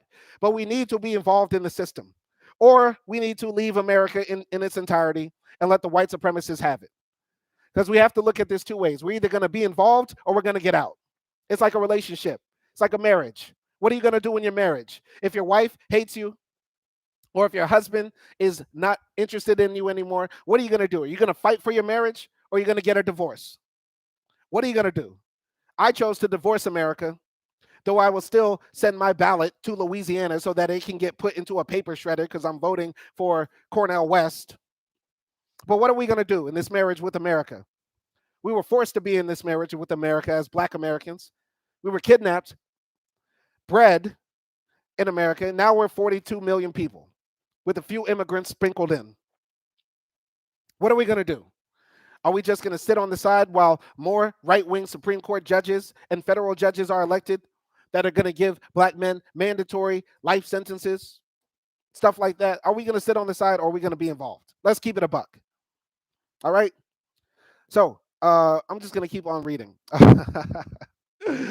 All right, it got awfully quiet in here. It's like you get to the steps of equity and the steps are torn down, she said. Ms. Corbett's sentiments are a warning sign for the president who has tied the success of his presidency to racial progress. Mr. Biden has said he would use the power of his office to address inequity in housing, criminal justice, voting rights, healthcare, education, and economic mobility. I'm not promising we can end it tomorrow, Mr. Biden said in January 2021, but I promise you, we're going to continue to make progress to eliminate systemic racism, and every branch of the White House and the federal government is going to be a part of that effort. Melanie L. Campbell, president of the nonpartisan National Coalition on Black Civic Participation, said Black women, widely credited with securing Mr. Biden's win, could see tangible progress in historic appointments of Black women to cabinet positions in the federal judiciary, including Ketanji Brown Jackson to the Supreme Court. But the court's conservative activists and a bitterly divided Congress have curtailed a lot of Mr. Biden's agenda. Lawsuits have held up the administration's efforts to forgive the debts of Blacks and other minority farmers after years of discrimination. Congress has blocked two signature pieces of legislation Mr. Biden championed: the George Floyd Justice and Policing Act and the John R. Lewis Voting Rights Advancement Act. And conservative groups have vowed to pursue legislation challenging Mr. Biden's plan to prioritize race conscious policies throughout the federal government. This is the thing, man. We have a broken system. We have a broken system in America where no laws can get passed because of this goddamn filibuster. The majority of Americans want to see police reform happen. The majority of Americans want to guarantee voting rights for all Americans. The majority of Americans would be okay with Black farmers having their debts forgiven if they were informed and knew the history of the land seizures that Black farmers had to go through. Most people are okay with that. But we live in a country where so many people are caught up in right wing propaganda or lies or misinformation, or they're tuned out of the system, or they're listening to their favorite YouTuber. Hopefully, your favorite YouTuber is me. But a lot of your favorite YouTubers are grifters. Let's keep it a buck. A lot of your favorite political YouTubers are grifters. They get money from behind the scenes, or they are targeting a specific audience and they just repeat talking points over and over again. If you notice on my channel, the only talking point that I continuously have is that white supremacy is the devil and it needs to be defeated. And everything else around that, I sort of build around. I don't pander to a specific group. I'm not over here pandering to right wing Republicans who say we need to leave the Democratic Party. I'm not over here pandering to Black Democrats saying we need to vote blue no matter who. I'm out here in this world, just saying my piece. You get what I'm saying? And a lot of your political grifters who are your favorite YouTubers because they have big budgets and they're good at speaking and all that sort of stuff, they're making you think dropping out of the system is the way to go. It's not the way to go. Get involved, be involved, vote, even though our votes literally don't matter. Even though they literally don't matter, use it, man. Use it. Because if it wasn't important, they wouldn't be trying to take it away. You know damn well if the Republicans had their way, they would be saying, no niggas voting ever again. Keep it a buck. Keep it a buck. The conservatives, if they had their way, they would make it so you can only vote at 12:02 p.m. on a Wednesday afternoon.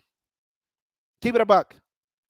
They would be impossible to vote if the Republicans had their way. They purposely want to try to make it harder for everybody to have access to the ballots. Use that voice. Get involved. If you don't want to vote, have people vote for you. It's like starting a business, right? Anyway, I'm going to read some comments real quick. Kwame Edi said the Supreme Court needs to have term limits, so the thinking should be up to date. Healthy people with litmus tests of equal protection under the law. Absolutely. I agree with that. I actually agree with this idea that there need to be term limits for the people who are on the Supreme Court. And maybe there needs to be a better way of selecting Supreme Court justices than by the president choosing them and then they go into a committee that sort of rubber stamps it. I absolutely agree with that, Kwame Edi. Very good point. All right. Now, with aides describing him as frustrated over the setbacks, Mr. Biden is taking pains to cast the election as a choice between his agenda and the extremism of MAGA Republicans or those loyal to former President Donald J. Trump. My dad used to say, Joey, don't compare me to the almighty, compare me to the alternative, Mr. Biden says in a common refrain. Cedric Richmond, a co-chairman of the Biden campaign, said the campaign would emphasize that Mr. Biden should not be blamed for the Supreme Court decisions. It's the court that just rolled back equity, and we're going to point to it, he said. So, a recent Axios survey of more than 780 college students and recent graduates found that 47% of voters blamed the Supreme Court for student loans not being forgiven. 38% blamed Republicans and 10% blamed Mr. Biden. Okay, that sounds actually pretty good. Yeah, the Supreme Court is getting most of the blame, as they should. And yeah, the Republicans definitely. Because let's keep it real, the conservatives and the Republicans are not about forgiving student loan debt. They would privatize every university in the US if they had their choice. Still, polls show that black voters under 30 have far less enthusiasm for Biden than their elders do. Mary Pat Hector, the chief executive of RISE, a student advocacy organization that has pushed for student debt relief and college affordability, said the disillusionment among young voters was real. On issues like student loan debt and climate, Miss Hector said, all the voters see are things we were told were going to happen that just haven't happened. When it comes to Gen Z, she said, they don't forget and it's hard for them to forgive.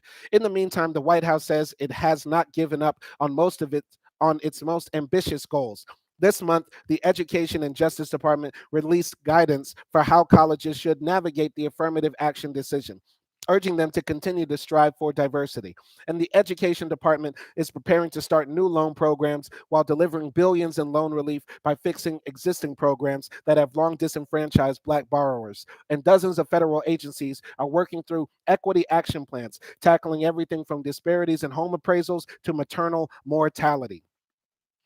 Stephen K. Benjamin, Mr. Biden's director of public engagement, said he believed the administration's economic record would resonate as he acknowledged that the White House needed help from Congress to make good on its broader agenda. I do believe when the rubber hits the road, he said, people will pay more attention to these dramatic investments in their quality of life.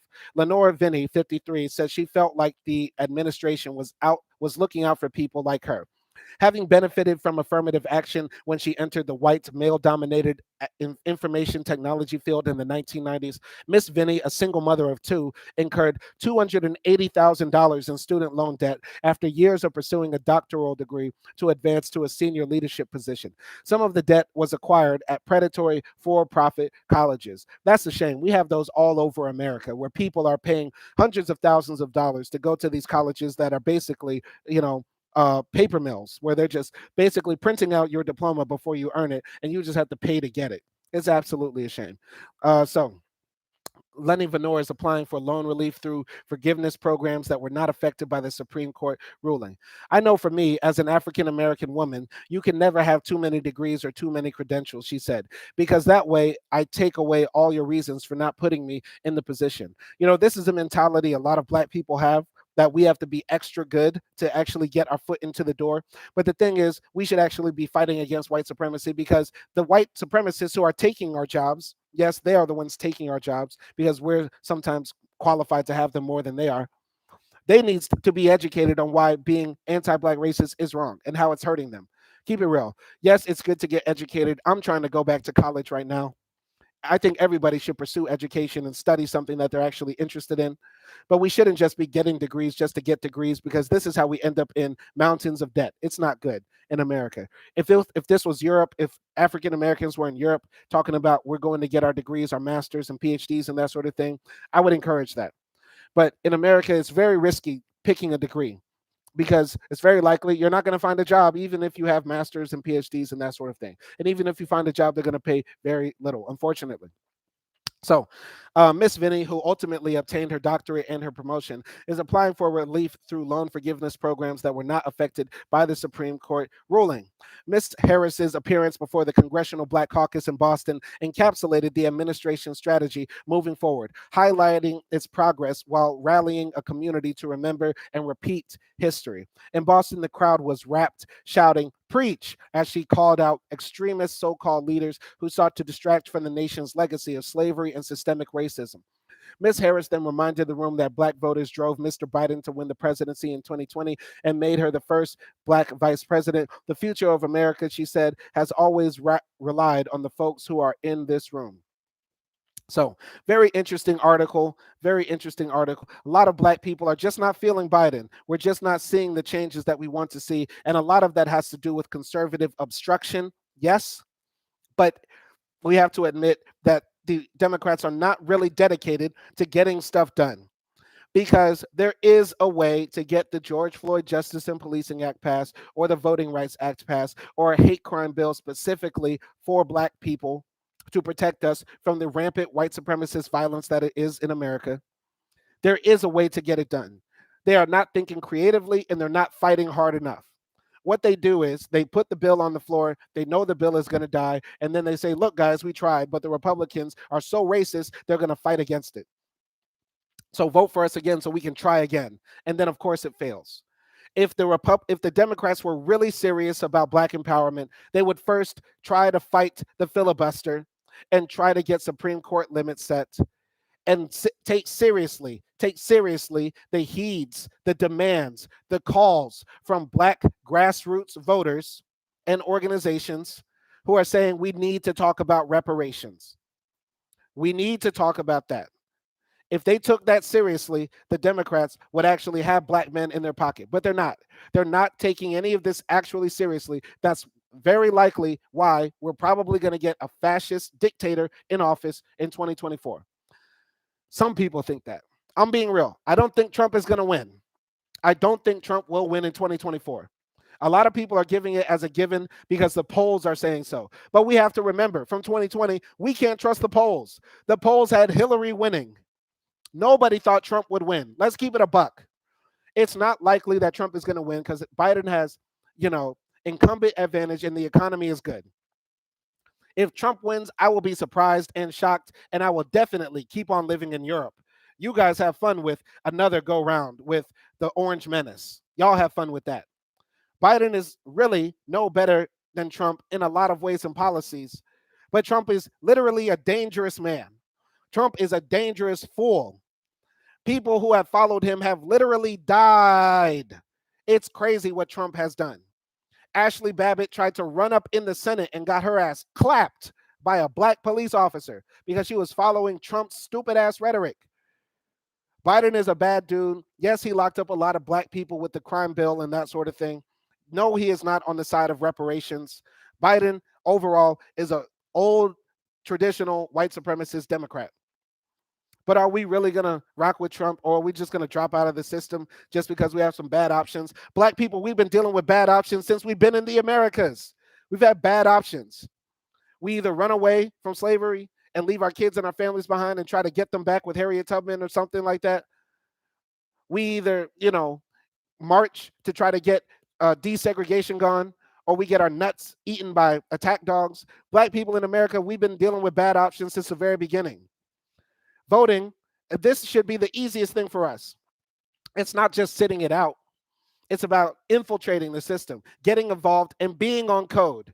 Republican, Democrat, if you are black in America, be on code. We are on code saying we want reparations, we want police reform, we want criminal justice reform, we want economic opportunity, and we want to stop living in disparity. We want to stop that. If every black person is on code, I don't care if you're a Republican or a Democrat. Just as soon as the next George Floyd or Trayvon happens, you are on code. You're not out here like Tim Scott or Larry Elder talking about, well, where are the black fathers in the house? Fuck out of here. All the black fathers are in the house. My black father was in the house. His black father was in the house. Black men live in their children's lives. I'm so sick of that Republican talking point. Let's go out here. So Kwame AD said, I was told that Ashley Moody's does not like hate crimes or racial discrimination. Ron DeSantis seconded her motion to not investigate my case. All right, I'm not familiar with Ashley Moody. I think she is the Florida district attorney or state attorney or whatever. I'm not sure. Yeah. Kwame Eddie said there is no options right now. First, we have to have black people remain black. Yeah, we have to be on code. We have to be on code. And we have to stop calling white people that do little things for us black. I know we're quick to say, black people, we're very friendly people. Let's keep it real.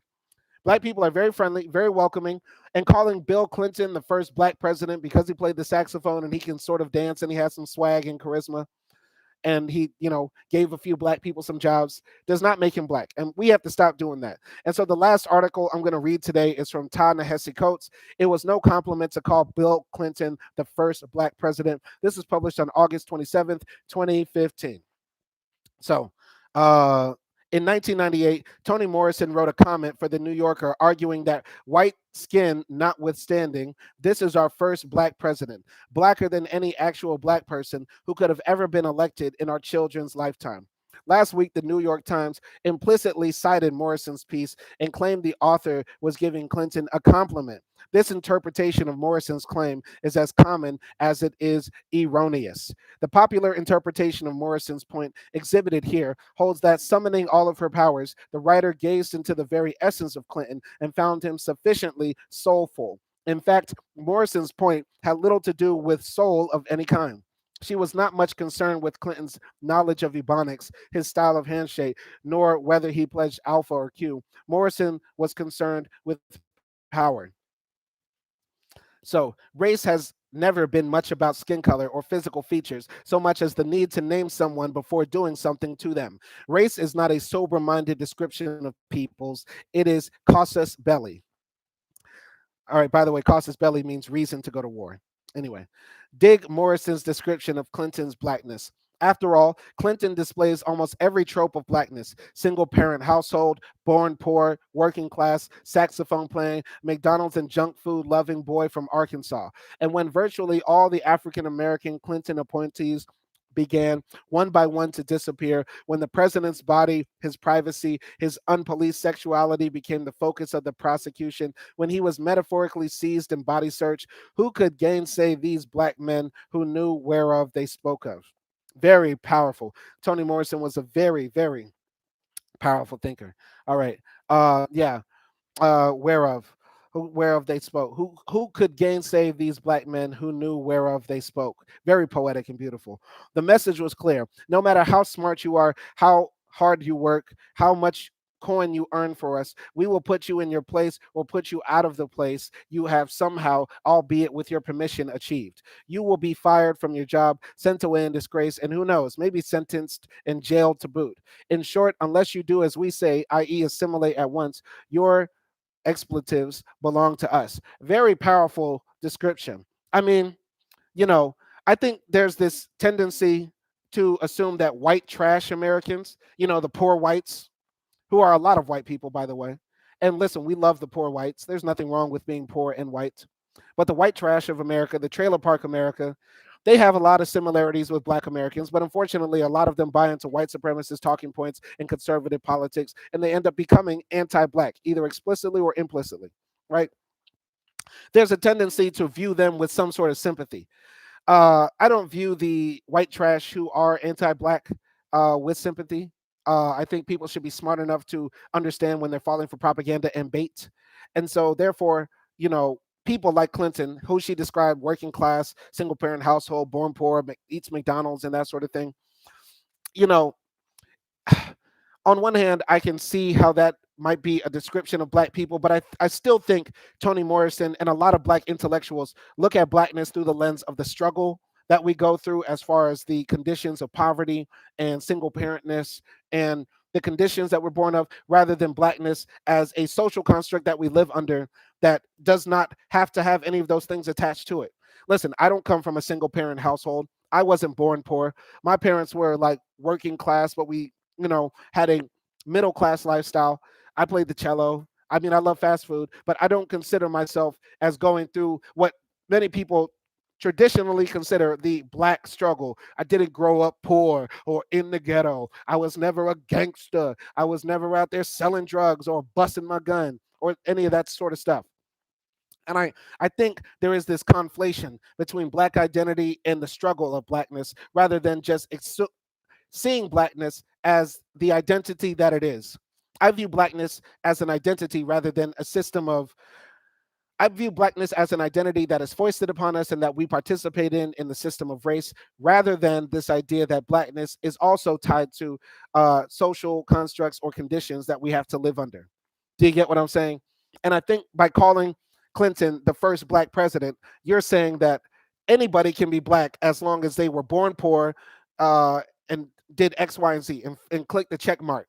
Like if your life story sounds like the background for a famous gangster rapper, then basically you're black. Because Clinton's life story, single parent, born poor, in the ghetto, whatever. That sounds like the background to like DMX's life story or something like that. You get what I'm saying? That means you can be classified or viewed as black. But I don't think Clinton went through that. Clinton never will know the black struggle. Clinton could never be a black man. Biden could never be a black man. Obama was barely a black man. Obama was barely a black man. I'm tripping. But let's keep it real. Um, yeah, I don't. I'm like I'll all right. So let me get to some comments real quick before I continue my spiel. So Kwame Eddy said, "We as a people must begin to do like the presidents of Eritrea stated. We must get focused on the issues that will achieve our goals and stop looking for awards when we have problems to resolve." Yeah, we have problems to resolve, and that involves being a part of the system and working in the system, and or leaving the system. You have two choices, really. But yeah, Clinton was not the first black president just because he made some dumb mistakes. Let's keep it real. Clinton did not have to go through the situation he went through with Monica Lewinsky. He was thinking with his dick and he got caught up. That's not black. Just because you did something stupid and then you have to go through the ringer because you did something stupid doesn't mean you're black. If that's the case, every white boy who's getting arrested right now with methamphetamine in their car or for stalking their ex-girlfriend or something is black because they're going through the system. They have to bend over and squat, and they have to cough and put on the orange jumpsuit and wait in the county jail and that sort of thing. Going through oppression or getting caught up in the criminal justice system or getting humbled because you did something dumb doesn't make you black. That's what I think the problem is. Clinton was not the first black president because he got his dick sucked by his secretary. That's stupid. You're the most powerful man in the world. You could have at least took her to the Motel 6. You ain't have to do it in the Oval Office, Bill. That's just nasty. That's just nasty. That's why I could never be president, because I couldn't sit in that chair knowing that little swimmers might be in the velvet of the presidential desk. You know what I'm saying? I can't do that. And so yeah, going through the system, going through oppression, growing up poor does not make you black. So Clinton was not the first black president, and doing things for black people does not make you black. What does being black actually mean? Being black is having to go through the world and live in the black body. Period. There are no conditions that can make somebody black. There are no white black people. Let's get that out of the way. Period. I'm sick of that. I'm sick of that. When I was traveling throughout Serbia, the Serbs love to say we're like the black people of Europe. No, you're not. No, you are not. There are no black people of Europe. There are only black people in Europe. The black people in Europe are the black people of Europe. Nobody is the black people of Europe, because the black people of the world have to go around the world and face all the consequences of being black in the world. You as a Serb, you as a Polish person, you as a Hungarian, nobody knows who you are and nobody cares who you are. You go through the world as a white. Let's keep it a buck. I'm keeping it absolutely real here. All right. So anyway, I'm gonna get rid of this. So, with the exception of the saxophone playing detail, everything here boils down to power. Clinton isn't black in Morrison's rendition because he knows every verse of Lift Every Voice and Sing, but because the powers arrayed against him find their most illustrative analog in white supremacy. People misunderstood that phrase. Morrison would later say, "I said he was being treated like a black on the street, already guilty, already a perp." Now, one can make all sorts of arguments over whether the pursuit of Clinton was, in fact, analogous to how black people have been regarded across American history. But Morrison was not giving Clinton an award. She was welcoming him into a club which should not exist. Most Americans understand race as indelible, as a thing which you really are. And thus, Morrison's point went right over the heads of even relatively educated people. This is convenient. As long as race can be considered as who you are and not what someone else did to you, then Americans can see themselves as heroic do gooders in struggling against our more ignorant and animalistic impulses. Morrison's argument sprang from another worldview. One sees race as a choice, as an action, as a made thing. This worldview is less convenient. For if race in America is a made up thing in action, then it is not sufficient for people who wish for a world without such categories to simply sigh in self congratulation. They must commit themselves to opposing to the discipline of making and doing other things. All right. And that's the end of Ta-Nehisi Coates' article. I've made my point very clear about how I view blackness and that sort of thing. So, yeah, let's just end with this. Let's end with this part here. Where's Biden? I need a good old picture of Biden. I ain't got no picture of Joe. Okay, I'll leave here with Kamala right here. So, yeah, good luck to any Americans who will be there in 2024. I think it's going to be another year of raucousness. I think they're going to turn up the white supremacists, the racists, the conservatives who support Trump. They are not playing. They are really mad that the election was stolen. I want to ask every American, why did y'all steal that election from Donald Trump? Y'all know he won it, man. Why'd y'all do that? I'm joking. I'm joking. But yeah, I really think they might do another January 6th. They might turn up again. I wish everybody safety because what's happening in America is very it's a powder keg and it could turn up at any moment. I'll be here in Europe watching from the sidelines. I wish all of you the best and I'll catch y'all next time.